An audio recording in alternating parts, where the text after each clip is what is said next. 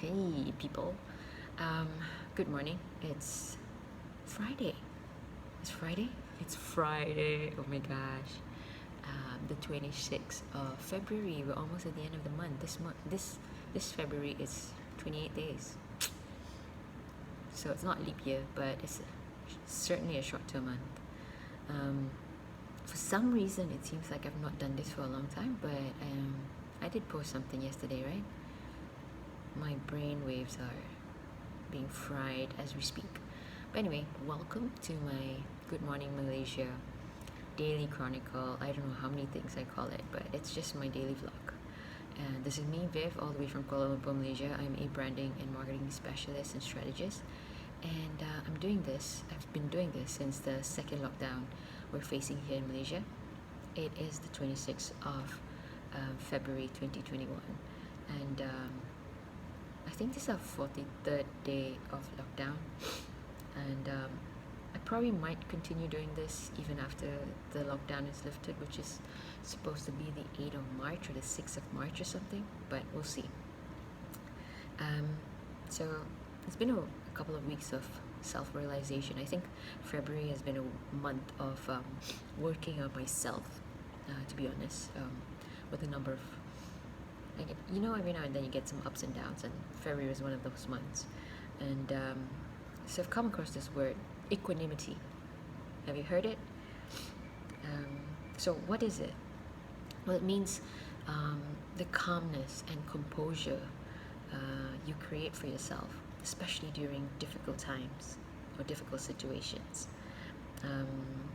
What I know is in Buddhism, they use this. Sometimes it is called Pali or Upekkha. I may be saying these things wrong, but it's basically one of the 4 sublime attitudes, which I don't know what the other 3 is, so we'll cover that another time. And it's considered neither a thought nor an emotion, rather a steady conscious realization of reality's transience. It's a mouthful. So since it's a mouthful for my mouth, what more for my brain?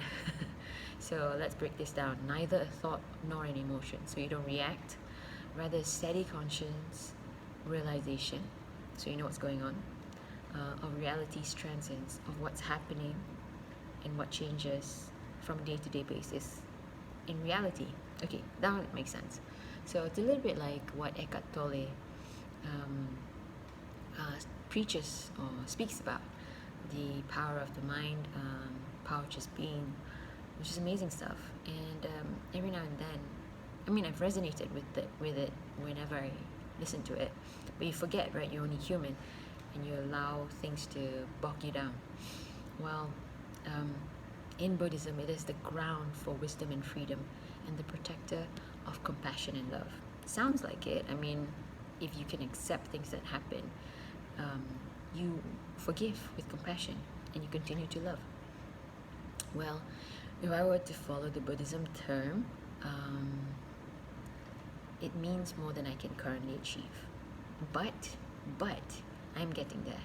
I'm making progress. If I'm to be honest, I'm inching my way there.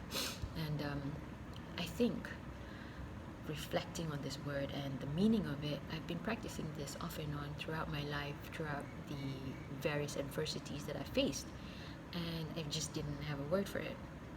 But what's important and significant now is that I find myself more aware, more conscious of what's going on, and the fact that I'm trying to always regulate myself when I am facing shit. So, okay, in the past, things will happen, as it does. Shit hits the fan or crap happens, right? On a day-to-day basis, especially at work or even in life. And we're constantly adults who firefight. And as much as that is the norm, I truly don't believe that should be. I truly believe that you can be in a little bit more control of your life. You don't have to firefight your way throughout your life, because it's so exhausting.